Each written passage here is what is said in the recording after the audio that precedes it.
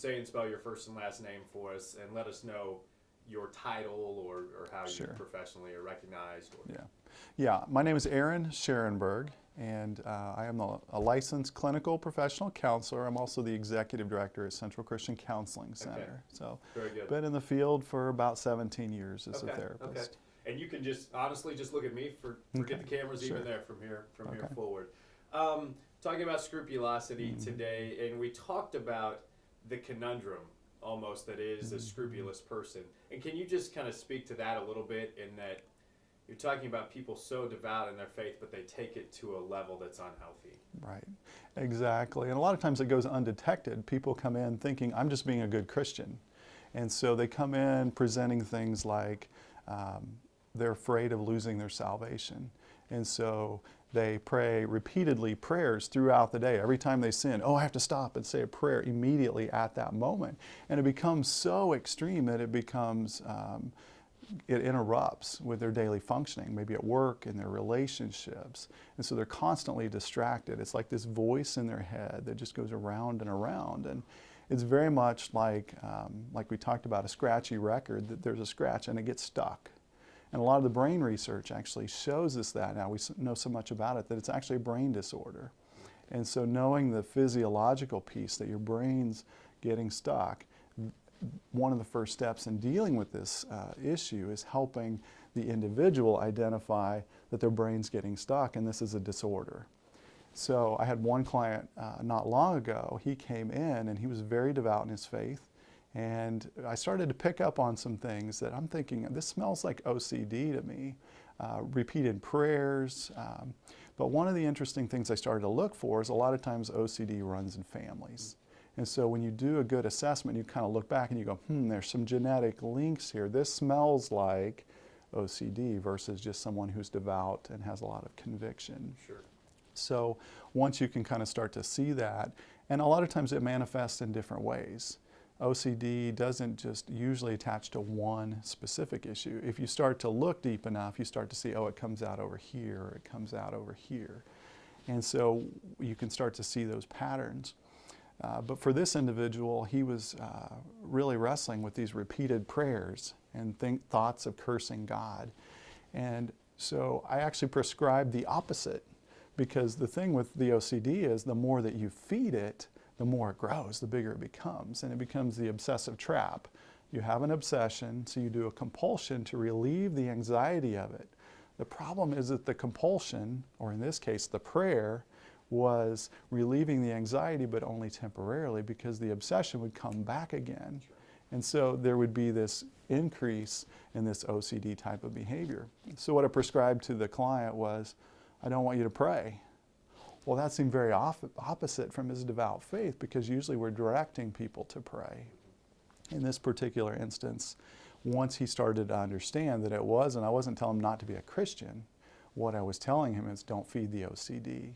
Once he started to recognize the OCD for what it was, then he started to differentiate and understand, okay, these things are feeding the OCD. So the prayer, I'm going to limit myself. Instead of praying hundreds of times a day, repeated prayers of forgiveness for my sin, he started to put it within a little compartment, so he could pray in the morning and he could pray at night. But then it started to free him up. He wasn't feeding this OCD, and it became more of a normalized type of religiosity in his Christian faith. In terms of the number of patients that you serve, maybe not even with asking you to give me a percentage or what, but how often does this appear in your work? OCD itself is very rare. I would say less than 5%. The scrupulosity piece that comes in really depends where they come from, because OCD tends to attach to different things for different people. So if you have OCD and you have a faith tradition, it naturally gravitates towards that. So a lot of the clients that I do see are within the Christian community. So if they come in with OCD, many times, they probably say 75% of the time, it attaches to their faith. Is that right? Yeah. That's interesting. Pretty high percentage. So how do you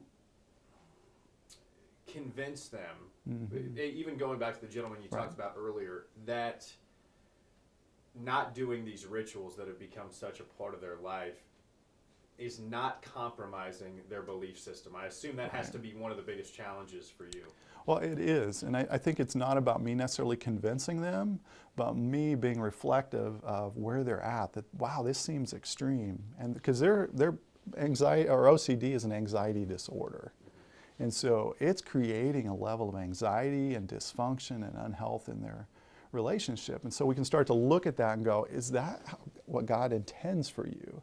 God is a good, loving, benevolent God. He wants you to have a relationship with Him, not react to Him out of obligation or duty or fear.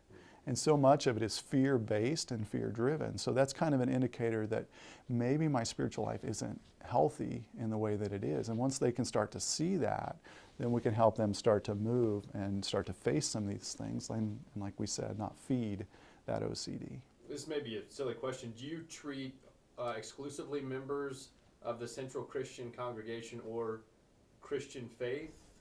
We don't. Okay. We have 11 therapists here at our center, and we all have different backgrounds. We are a Christian counseling center, but we don't exclusively serve only Christian. So we try to meet people where they're at.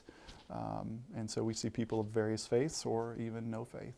Is that, I've talked to others about this, how do you, I mean, it's almost kind of like not a check your belief system at the door, but put into a compartment where religion is for you and where this person is trying to get. Is that hard for you as a Christian therapist? Really, it's not. And I think it goes back to, there's three things for our center that we really strive for. And the three words are love, truth, and transformation. We want everyone, when they come here, to experience a sense of genuine love or acceptance, meeting them where they're at. And so I don't come in with a prescription of that you have to be or a certain way or act a certain way. I'm going to meet you there. But then our hope is that they experience truth, genuine truth that then becomes transforming in their life or real change. And so that's kind of our desire. And so it's really just meeting people where they're at, not coming in with a set of beliefs or values that I'm right and you're wrong and you have to be this way. Yeah.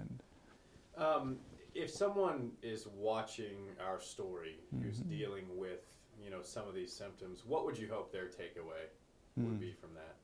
I think to take an honest look at your life and the level, is this something that is obsessive? Is it something that's become more of a ritual of, I have to do this? And when it becomes a rule, you've really lost the relationship that I think God intends.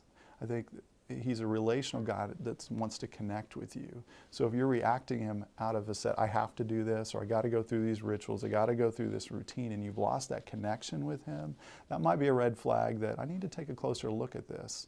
But also, don't just look exclusively at the thoughts. Look at, are there other characteristics in my life that might be obsessive? Because usually it filters out into other areas. And if you start to see several areas, then it might be something you want to take a look at. One of the biggest things is, how much is it interfering with your daily functioning? A lot of people have kind of obsessive thoughts here and there. That's pretty normal. But when it goes to a point where it's causing a lot of distress, anxiety, or you're spending an enormous amount of time doing it, then it might be a concern. I think that's excellent. I just had one question. Yeah.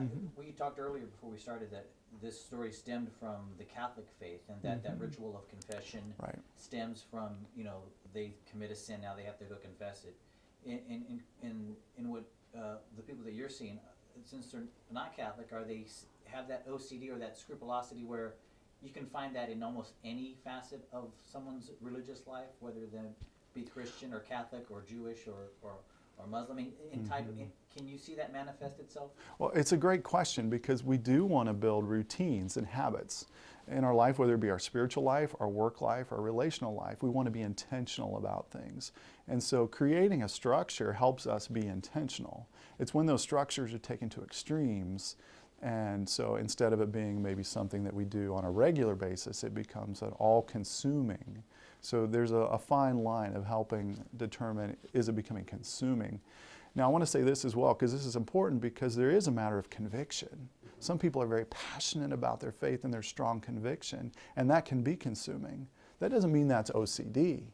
And that's an important understanding, because I could be so burdened by something that I devote my life and an enormous amount of time and energy to that. And that could be a great thing. Those people can change the world and make a huge impact in our city and community if they have a passion and conviction for something. But it comes out of more of a love, a desire, versus this, I have to do this, and if I don't, a bad thing's going to happen to me. So we have to look at that motive that is driving it. What's underneath the surface? If it's more of, if I don't do this, God will punish me and I'll go to hell. Or if I don't do this, really bad things are going to happen. One little kid with OCD that I worked with, he had this thing that if he did something bad, he had to go look in this mirror. And if he didn't look in this mirror in the bathroom, then something bad was going to happen to them. And so there's this ritualistic, this fear of negative consequences.